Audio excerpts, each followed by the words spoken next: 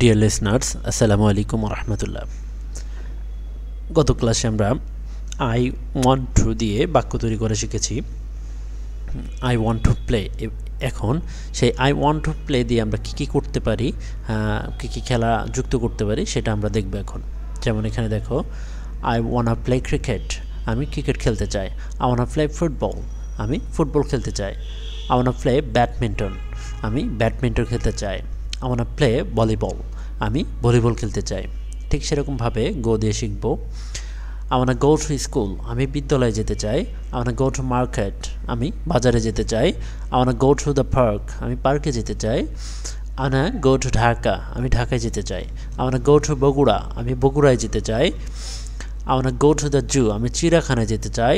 I want go home, আমি বাড়ি যেতে চাই। ঠিক সেইভাবে আমরা ইট দেও দেখব।